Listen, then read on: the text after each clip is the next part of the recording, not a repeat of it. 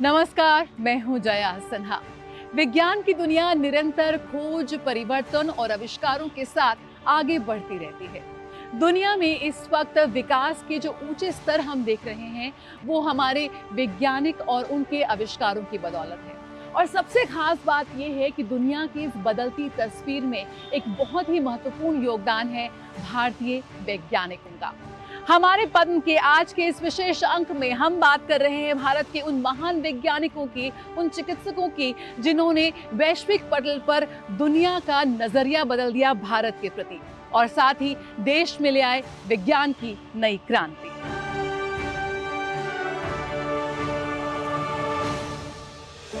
Professor Sanghamitra Bandyopadhyay भारतीय सांख्यिकी संस्थान की पहली महिला निदेशक, एक कंप्यूटर साइंटिस्ट जिन्होंने कंप्यूटेशन बायोलॉजी में महारत हासिल की। 300 से ज्यादा शोध पत्रों का लेखन और सहलेखन कर चुकी हैं। कई पुस्तकें भी इनकी प्रकाशित हो चुकी हैं और कई पुरस्कार भी जीत चुकी हैं। लैंगिक समानता को लेकर हमने प्रगति की है, लेकिन कार्यस्थल पर या सामाजिक परिवेश में क्या महिलाओं को वो समान अवसर मिल रहे हैं? लैंगिक रूढ़िवादिता की हर चुनौती को पार कर आगे बढ़ती हर महिला के लिए प्रोफेसर संघमित्रा हैं प्रेरणा, जिन्होंने हर बाधा को पार करते हुए अविश्वसनीय सफलता हासिल की है और इसीलिए विज्ञान और इंजीनियरिंग के क्षेत्र में इन्हें मिला पद्म सम्मान। भारतीय सांख्यिकी विज्ञान की प्रथम महिला निदेशक, जिन्होंने जीव विज्ञान और कंप्यूटर गणना के समेकित उपयोग से मानव जीवन की कई अनसुलझी पहेलियों को सुलझाया। भारतीय सांख्यिकी संस्थान कोलकाता के निदेशक, देश की प्रसिद्ध कंप्यूटर वैज्ञानिक प्रोफेसर संघमित्रा बंदोपाध्याय ने कंप्यूटेशनल बायोलॉजी, मशीन लर्निंग और आर्टिफिशियल इंटेलिजेंस के क्षेत्र में शोध के माध्यम से विशेष योगदान दिया है। आईआईटी खड़गपुर से एमटेक और भारतीय सांख्यिकी संस्थान खड़गपुर से पीएचडी कर भारतीय सांख्यिकी संस्थान से ही करियर शुरू किया। निदेशक रहते प्रोफेसर संघमित्रा ने संस्थान में कंप्यूटेशनल बायोलॉजी, मशीन लर्निंग और आर्टिफिशियल इंटेलिजेंस, सुरक्षा, क्रिप्टोलॉजी, जलवायु एवं ऊर्जा संबंधी अर्थशास्त्र जैसे कई विशेष क्षेत्रों में नए पाठ्यक्रम, अनुसंधान कार्यक्रम और उत्कृष्टता केंद्र शुरू किए। उनका लगातार प्रयास रहता है कि लैब से उद्योग की दूरी कम हो और जन के लिए उपयोगी शोध को बढ़ावा मिले। I have been working in computer science, in a particular area of computer science. मैं कंप्यूटर विज्ञान के क्षेत्र में काम कर रही हूँ, जिसे हम मशीन लर्निंग कहते हैं, और पिछले कई वर्षों से मुख्य रूप से मेरा ध्यान कंप्यूटेशनल जीव विज्ञान में रहा है। इसलिए हमने जैविक डेटा विज्ञान और स्वास्थ्य के लिए एल्गोरिदम के साथ मुख्य रूप से मशीन लर्निंग एल्गोरिदम विकसित किया है। हम अपनी प्रयोगशाला में जीव विज्ञान की समस्याओं को हल करने के लिए नए नए तरीके विकसित करते हैं और हम विशेष रूप से जीव विज्ञान में कैंसर की स्वास्थ्य देखभाल में काफी काम कर रहे हैं और इस पर हमारे शोध प्रकाशित भी हुए हैं। हम अपने देश को वास्तव में विकसित राष्ट्र बनते देखना चाहते हैं, क्योंकि जब तक देश अपने स्वयं का अनुसंधान और तकनीक विकसित नहीं करेगा, तब तक वो कभी भी पूर्ण रूप से विकसित राष्ट्र नहीं बन सकता। इसलिए मुझे उम्मीद है कि हमारा संस्थान भारत को एक विकासशील देश से एक विकसित देश में बदलने के लिए योगदान दे रहा है। विश्व भर के कई संस्थानों और विश्वविद्यालयों के साथ काम कर चुकी प्रोफेसर संघमित्रा ने अंतर्राष्ट्रीय पत्रिकाओं में 400 से अधिक शोध लेख लिखे। स्प्रिंगर, वर्ल्ड साइंटिफिक और विली जैसे प्रकाशकों ने उनकी 6 पुस्तकें प्रकाशित की हैं। प्रोफेसर बंदोपाध्याय की खोज में स्तन कैंसर के लिए आनुवांशिक मार्कर, एचआईवी और कैंसर की सह घटना का निर्धारण आदि शामिल हैं। आपने राष्ट्रीय स्तर पर कई शीर्ष स्तर की समितियों में काम किया है। वर्तमान में वे प्रधानमंत्री की विज्ञान प्रौद्योगिकी और नवाचार सलाहकार परिषद की सदस्य हैं। पहले तो मैं उनका बेटा हूँ, तो वो प्राउड मोमेंट तो हमेशा रहता है, लेकिन वो एक आइडल भी है मेरे, क्योंकि मैं भी कंप्यूटर साइंस डिपार्टमेंट का ही हूँ और उसे देखता हूँ कि इतना पेपर्स, इतना पब्लिश करता है, इतना रिसर्च करती है, तो वो डिज़र्व भी करती थी वो अवार्ड। और जब रिकॉग्निशन मिलता है तो एक प्राउड मोमेंट तो होता ही है, एज अ सन और also as a seeing her as a mentor. So that is a very proud moment for me. अगर कम समय एज अ मम्मी मिलता है, फिर एज अ मेंटर बहुत ज़्यादा समय मिलता है, जो बहुत घर का लड़कों लोग को नहीं मिलेगा कि ये एक्सपर्टीज़, ये एडवाइसेस, तो वो मेरे को मिला है, वो हेल्प मेरे को मिला है, वो सब्जेक्ट्स में हेल्प मेरे को मिला है। देश के लिए काम करती है। तो अगर वो कुछ भी ब्रेस्ट कैंसर के लिए काम कर रही है, कुछ भी रिसर्च कर रहे हैं, कंप्यूटेशनल बायोलॉजी के लिए कुछ रिसर्च कर रहे हैं, तो वो कर रहे हैं ताकि देश का जो लोग है और ह्यूमैनिटी है उसका बेटरमेंट हो सके। So that's a good step towards humanity. Professor Bandopadhyay देश विदेश में कई सम्मान और पुरस्कार प्राप्त कर चुकी हैं, जिनमें शांति स्वरूप भटनागर पुरस्कार, इन्फोसिस पुरस्कार भी शामिल हैं। कंप्यूटेशनल बायोलॉजी में अपने अभिनव प्रयोग से विश्व भर के वैज्ञानिकों, विशेषकर युवा महिला वैज्ञानिकों को प्रेरित करने वाली प्रोफेसर संघमित्रा बंदोपाध्याय को पद्मश्री के सम्मान के लिए हार्दिक शुभकामनाएं।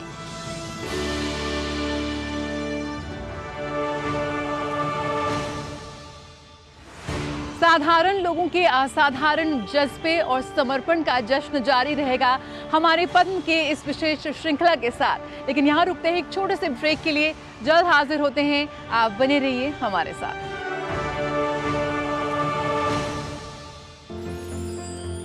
साल, बरस और सदी नहीं, एक युग गुजर जाएगा। उम्र न पूछो वंडर की, जब फर्क नजर आएगा। वंडर सीमेंट, फर्क नजर आएगा। ये हरियाली आंखों को कितना सुकून देती है, कितनी जरूरी है हमारे जीवन के लिए। लेकिन इसके बावजूद मनुष्य इन जंगलों को खत्म करने में जुटा हुआ है। आइए बात करते हैं एक खेतीहर मजदूर और एक हरित क्रांतिकारी की। नाम है अमई महालिंग नाइक। अमई महालिंग नाइक को कई लोग वन मैन आर्मी के नाम से भी जानते हैं। इन्होंने अकेले ही 2 एकड़ बंजर भूमि को हरे भरे जैविक खेत में बदल दिया और अपने खेतों को सींचने के लिए इन्होंने जल संचयन की एक प्राचीन पद्धति का इस्तेमाल किया। इन्होंने पहाड़ी को अकेले ही काट कर उसमें सुरंग बना दी और अपने खेतों को स्प्रिंकलर तकनीक से सींचा। सभी के लिए बन चुके हैं ये एक प्रेरणा।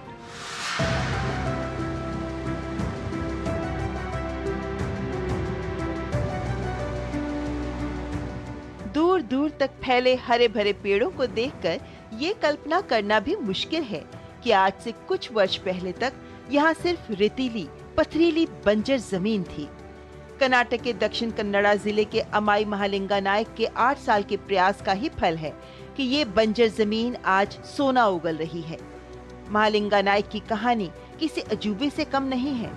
खेतों में मजदूरी करते थे जब 1978 में जमींदार ने उन्हें 2 एकड़ जमीन उपहार में दी, लेकिन ऊंची पहाड़ी पर स्थित ये जमीन पूरी तरह बंजर थी। बेकार पड़ी जमीन पर मेहनत कश नायक ने ऐसा पसीना बहाया कि बंजर जमीन के साथ साथ उनकी जिंदगी भी बदल गई। इसके लिए पहली चुनौती थी सिंचाई के लिए पानी। इसके लिए महालिंगा नायक ने 4 साल में कई सुरंगें खोद डाली, लेकिन पानी नहीं मिला। उन्होंने हौसला नहीं छोड़ा और आखिरकार उन्हें कामयाबी मिल गई। 8 सालों में उन्होंने 7 सुरंगें खोदी, भूजल स्तर बढ़ाने के लिए 300 खाइयों का निर्माण किया। उनकी मेहनत से निकली जल धारा ने उन्हें कृषि मजदूर से हरे भरे खेत का मालिक बना दिया।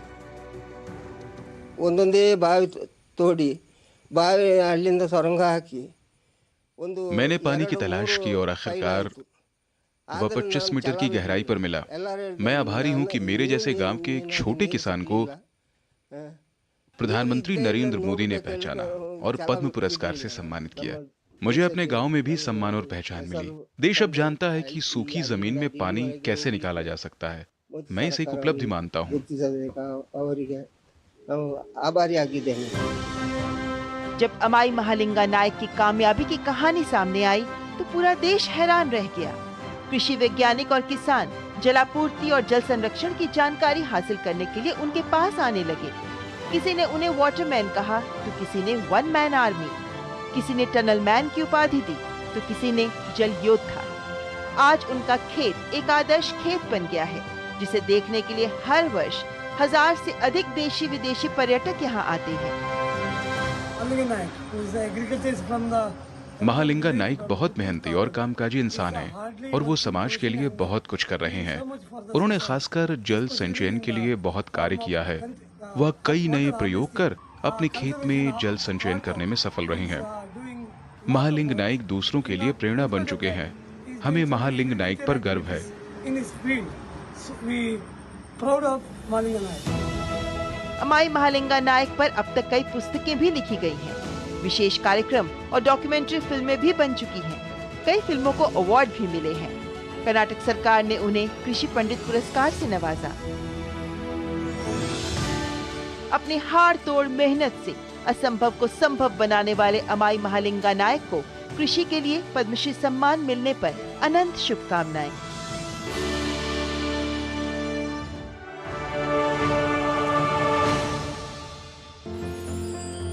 साल बरस और सदी नहीं, एक युग गुजर जाएगा। उम्र न पूछो वंडर की, जब फर्क नजर आएगा। वंडर सीमेंट, फर्क नजर आएगा। मत्स्य पालन के क्षेत्र में आज भारत नई क्रांति लिख रहा है। बात करेंगे डॉक्टर सुब्बन अय्यप्पन की, एक बेहद प्रतिष्ठित जल कृषि वैज्ञानिक जिन्होंने भारत की नीली क्रांति को सशक्त करने में दिया है अपना महत्वपूर्ण योगदान। मत्स्य पालन, लिमनोलॉजी और जलीय सूक्ष्म जीव विज्ञान पर इनके शोध पत्र प्रकाशित हुए हैं। डॉक्टर सुब्बन अय्यप्पन, जिन्हें विज्ञान और इंजीनियरिंग में अपने उल्लेखनीय योगदान के लिए दिया गया पद्म पुरस्कार।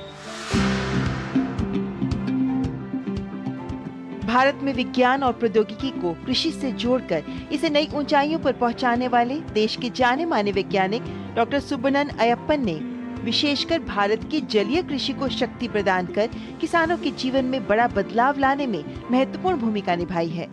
डॉक्टर अय्यप्पन ने जलीय कृषि और जलीय सूक्ष्म जीव विज्ञान में कई ऐसे शानदार शोध किए जिनकी बदौलत देश में मत्स्य उत्पादन ने तेजी से प्रगति की है।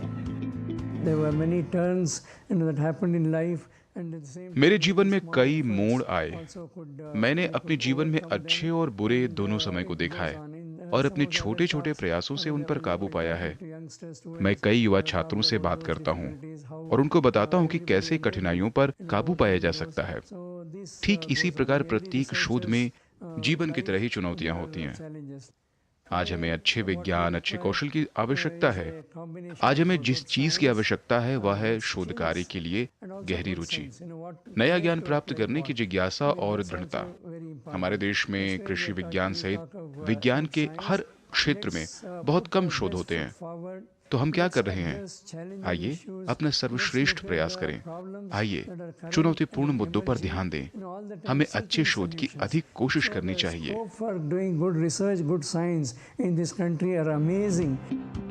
डॉक्टर अय्यप्पन ने अपने जीवन के 20 से अधिक वर्षों तक कृषि अनुसंधान प्रबंधक के रूप में नए नए प्रयोग और प्रयासों से किसानों को कम लागत में अधिक मुनाफा दिलाने का काम किया। 4 दशक से अधिक समय के वैज्ञानिक करियर के साथ वर्तमान में वे केंद्रीय कृषि विश्वविद्यालय इम्फाल के चांसलर और कर्नाटक विज्ञान और प्रौद्योगिकी अकादमी बेंगलुरु के चेयरमैन हैं। वे कई राष्ट्रीय और अंतर्राष्ट्रीय समितियों तथा बोर्ड्स में लगातार योगदान देते आ रहे हैं। The journey, of course, was tough. It was very difficult to get his time. इनके जीवन की यात्रा बहुत कठिन थी। परिवार के लिए समय निकालना भी इनके लिए बहुत मुश्किल था। इन्होंने परिवार को जो भी थोड़ा समय दिया वो मेरे बच्चों और मेरे लिए बहुत यादगार समय था। इन्होंने हमेशा अपने काम पर ध्यान केंद्रित किया और उसी का नतीजा है कि इन्हें इतनी बड़ी सफलता मिली है। वो मूल रूप से ग्रामीण क्षेत्र से हैं, इसलिए वो बचपन से ही समाज, किसान और अपनी जन्मभूमि के लिए कुछ करना चाहते थे। मैं और मेरा परिवार मेरे पति को पद्मश्री मिलने पर बहुत खुश हैं। हम भारत सरकार के आभारी हैं और हम इनके शिक्षकों के भी आभारी हैं। इनके योगदान को हम कभी नहीं भूलेंगे। डॉक्टर अय्यप्पन को देश के कई प्रसिद्ध विश्वविद्यालयों से मानद डॉक्टरेट डिग्रियां और विज्ञान अकादमियों तथा सोसाइटियों द्वारा फेलोशिप प्रदान की गई है। साथ ही उन्हें कृषि शोध और प्रयोगों के लिए कई राष्ट्रीय सम्मान मिल चुके हैं। डॉक्टर सुब्बन अय्यप्पन को विज्ञान और इंजीनियरिंग में उनके योगदान के लिए पद्मश्री से सम्मानित किए जाने पर अनंत शुभकामनाएं।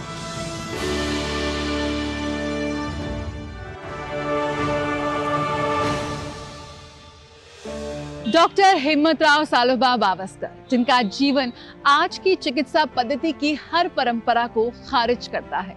मरीजों के प्रति उनका समर्पण और संसाधनों की कमी वाले माहौल में भी उच्च गुणवत्ता वाली देखभाल देने की उनकी प्रतिबद्धता आज के युवा चिकित्सकों के लिए एक आदर्श है। उनका बचपन बेहद मुश्किलों में बीता। बहुत ही कठिनाइयों के साथ उन्होंने अपनी पढ़ाई पूरी की और फिर पूरे सेवा भाव समर्पण के साथ वो लग गए मरीजों के दुखों को दूर करने में। रायगढ़ जिले के तटीय गांव के एक छोटे से जिले में प्राथमिक स्वास्थ्य केंद्र में जब उनकी पोस्टिंग हुई तब उन्हें पता लगा कि उस क्षेत्र में बिच्छू डंक से होने वाली मौतें बेहद आम है। उनके अंदर के वैज्ञानिक को मिली एक नई प्रेरणा और उन्होंने उसकी काट ढूंढने का निश्चय किया। कहते हैं ना, आवश्यकता ही आविष्कार की जननी होती है। वो लग गए शोध में। 1978 में उनके शोध पत्र द लेसन में छपे और आज बिच्छू डंक विशेषज्ञ के रूप में उनकी ख्याति पूरे विश्व में है।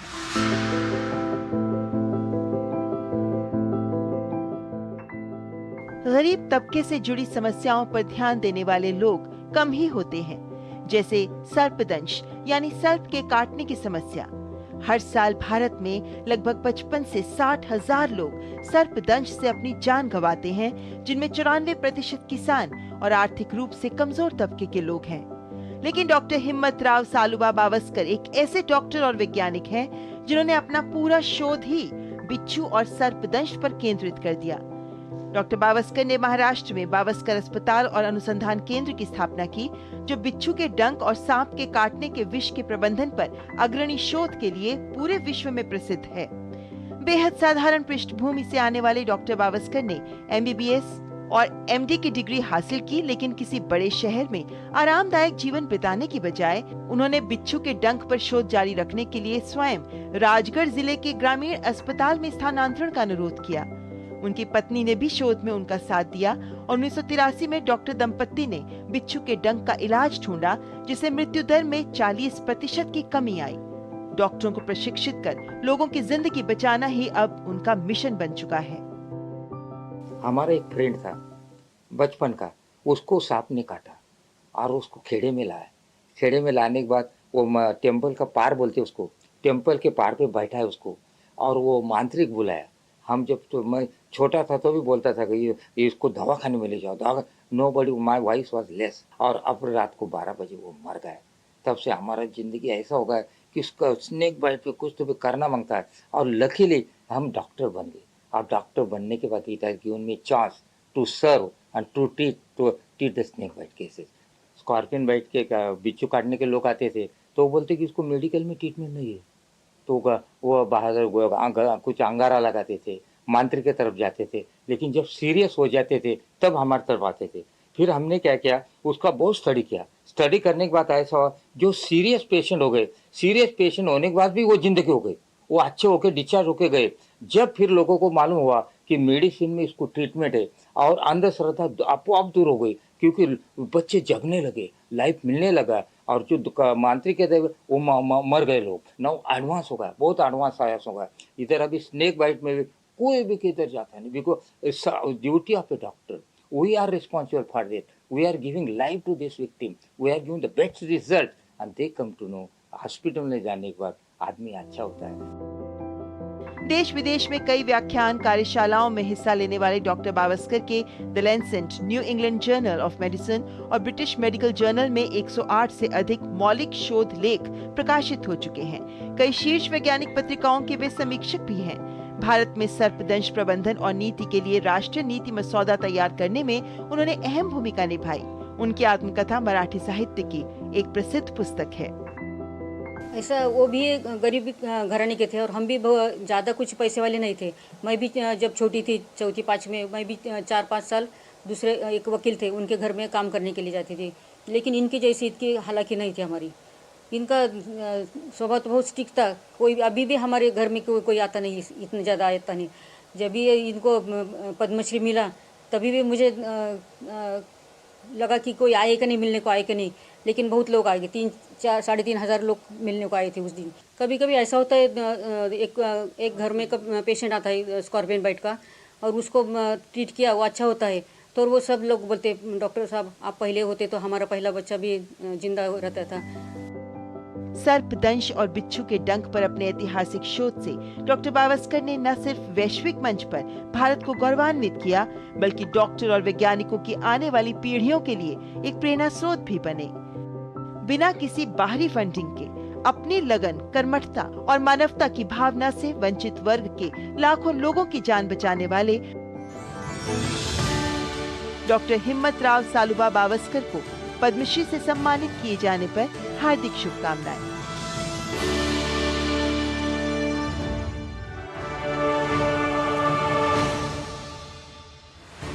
साधारण पृष्ठभूमि से आए इन लोगों ने अपनी कड़ी मेहनत और तपस्या से सफलता के नए शिखर को छुआ और भारत की विकास गाथा को भी दी एक नई दिशा। कामयाबी की ओर बढ़ता हर एक कदम समय मांगता है, इसलिए धैर्य रखिए और कभी न हार मानने वाले जज्बे के साथ आगे बढ़ते रहिए। साधारण लोगों के असाधारण समर्पण की ये गाथा और ये जश्न जारी रहेगा हमारे पद्म के इस विशेष श्रृंखला के साथ। आज के इस अंक में इतना ही। मुझे मेरी पूरी टीम को दीजिए इजाजत। नमस्कार।